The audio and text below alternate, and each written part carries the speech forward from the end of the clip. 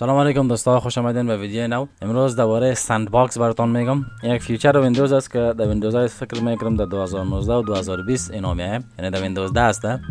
بعض اوقات دوستان که سافتور را ما شما دانلود میکنیم از بعض وبسایت ها، یعنی سر سافتور را ما شما اعتبار نمیداشته باشیم که اینا از لحاظ سکیوریتی صحیح است یا نه. مثلا اونا ویروس نداشته باشه، مالویر نداشته باشه، رنسم ویر نداشته باشه. زمانی که ما شما سافتور دانلود میکنیم از وبسایت ما چقدر اعتباری است، یعنی بعضی وبسایت ها که در اونها خود سافتورها براتون ویروس روان میکنه. وقتی که اونها در کامپیوتر انستال میشه دیگه ویندوز ما شما رو مکمل خراب میکنه. اگر به او خاطر که پیش از که سافتور انستال کنیم ما میتونم که از این فیچر سندباکس استفاده کنیم. یعنی و دوستای گل بیاین بدون تاخیر ویدیو خود شروع میکنیم.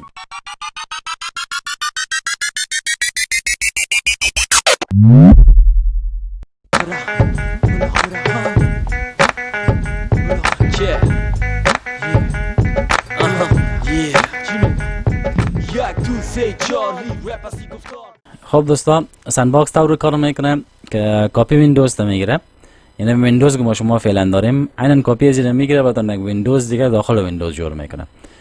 کو ویندوز کوچک است، صرف کپی ویندوز است، داخل از تو میتونی صرف به خاطر انستالیشن سافتورها از استفاده کنیم که چک کنید که داخل از آنتی ویروس و یا مالویر یا باز موضوعات دیگه نباشه که سیستم خراب کنه.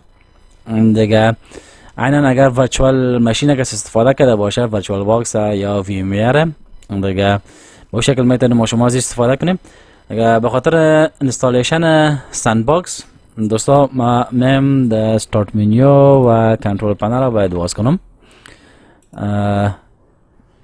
بعضی کنترل پنل را باز کردیم میم در بخش پروگرامز ان فیوچرز و بعد از ترن ویندوز فیچرز آن و آف، خاطر که فیچر ما که هست مربوط به خود ویندوز میشه دیگه از خاطر مجبور هستم از اینجا استفاده کنم.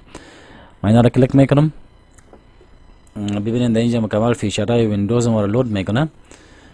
دیگه این فیچرها را ما شما داریم که از این جمله فیچرز و اینترنت اکسپلورر ما شما آن است، میدیا فیچرز هم است.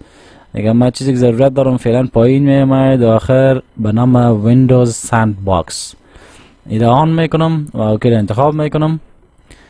دیگه سرچینگ فار ریکوایرد فایلز، اینجا یکان فایلایی که مربوط انستالیشن سندباکس میشه اونا رو میپاله که داخل سیستم ما موجود است. اگه شاید یک چند دقیقه وقت طول بگیره دوست، طول بکشه. اینا به فکرم دوستای گل که اپلاینگ چینجز است. دیگه انستالیشن ما تکمیل شده، چینج اپلای میکنه و بعد از اینکه چینج شود دوستا، چینج اپلای شود بعد از یک ریستارت ما شما هم کنیم ویندوز خودم، چون بدون ریستارت کار نمیته. بعد از اینکه ریستارت کنی باز میتونی که از سندباکس استفاده کنی. دیگه یکم وقت شاید بگیره دوستا. بعد از اینکه چینج اپلای شود باز میبینیم ویندوز بعد یک ریستارت شود که ریستارتش میکنم فعلا. بعد از اینکه سیستم رو ریستارت کردیم اگر در استارت منیو میایم میبینید اینجا در بخش دبلیو اگر بیایم پایین ما نام ویندوز سندباکس موجود است. شما میتونید مستقیم در اینجا هم نوشته کنید. ما ویندوز سندباکس رن میکنم و بعدا یس انتخاب میکنم. ببینید که سندباکس رن شود عیناً کپی از این ویندوز بر شما ورچوالی براتون یک کپی دیگه جور میکنه که شما میتونید با آسانی هر سافتور که دارین اونا رو کپی کنین و داخل از این کپی ویندوز تان پیست کنین و انستال کنین و چک کنین ببینین که ویروس داره یا نداره، یعنی سافتورتون درست است یا نه سافتور که دانلود کردین شما. و دوستا زمانی که سندباکس ما شما باز کلوز میکنیم مکمل سشن ما بند میشه دیگه، یعنی به این معنی که دوباره وقتی که چالان میکنیم یک ویندوز جدید دوباره رن میشه کپی نو. دیگه منتظر میباشیم باش که ویندوز سندباکس ما رن شود. ببینین که ویندوز سندباکس ما رن شد، یعنی خود سندباکس است که عیناً سیم تو سیم به ما کپی خود ویندوز در اینجا گرفته آورده، کپی ویندوز 10. دیگه من اینترنت هم کار میده، کل چیز درست است. ما میخوایم یک سافتور انستال کنم، میایم یک سافتور دارم در درایو دی خود سافتور دارم، ما از این کپی میکنم. شما هر سافتوری که دارید میخواین انستال کنین میتونید شما چک کنین. طور مثال ما میخوایم که سافتور است مثلا به نام فری دانلود منیجر، اینا رو کپی میکنم. طور مثال براتون میگم دوستان، اینا ما خودم فری دانلود منیجر استفاده میکنم، کلا مشکل نداره. طور مثال کنم سافتور نو شما دانلود کردین و در ویندوز سندباکس میام رایت کلیک میکنم و در اینجا پیست میکنم. ببینید سافتور ما مستقیم در اینجا پیست میشه. بعد از یک سافتور ما پیست شد، سافتور دبل کلیک میکنیم که رن شوه و انستال شوه در ویندوز سندباکس و بعد اون شما میدارین که چک کنین که آیا این سافتور ما جور است یا نه. مشکل اگر داشته باشه براتون نشان میده و دبل کلیک میکنم که رن شوه. install for all users انتخاب میکنم و بعد از اینجا میخوایم انستال شوه.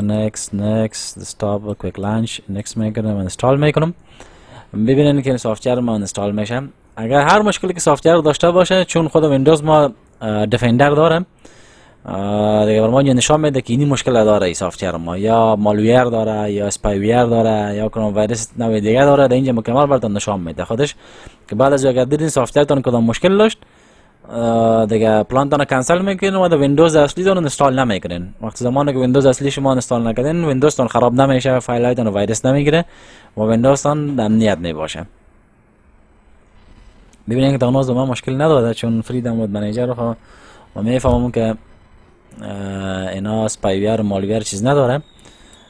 اگر ما ایره کلوز میکنیم و ببینیم که انستالیشن از نه تکمیل شده که تقریبا اون در اینجا انستالیشنش تکمیل هم شده. فری دانلود منیجر و فینیش انتخاب میکنیم و ببینید دوستا سافتور ما بدون کدام جنجال در ویندوز سندباکس ما انستال شده. یعنی ببینید که سافتور ما مالویر نداره، ویروس نداره. میتونم من موافقانه در خود ویندوز اصلی خودم انستال کنم و از استفاده کنم. و بعد از اینکه انستالیشن ما تکمیل میشه، چک میشه، مکمل مطمئن میشیم، میتونم که ویندوز کلوز خود ویندوز سندباکس کلوز کنم. زمانی که من کلوز میکنم ببینید اینجا براتون یک مسیج میده، نوشته میگه are you sure you want to close Windows Sandbox و این معنی که میگه مطمئن هستی که میخوای کلوز کنی. وقتی که کلوز کردی مکمل کل چیز ما پرمننتلی از بین میره، یعنی به معنی که کاملا از بین میره و دوباره وقتی که سندباکس رن میکنیم یک کپی بیخی تازه بر ما میاره. من اوکی انتخاب میکنم، کلیر شد، اینا کلوز میکنم. اگر دوباره میایم ویندوز سندباکس خود رن کنم ببینید که بر ما یک کپی بیخی جدید سندباکس میاره دوباره و باز دوباره است انتخاب میکنم.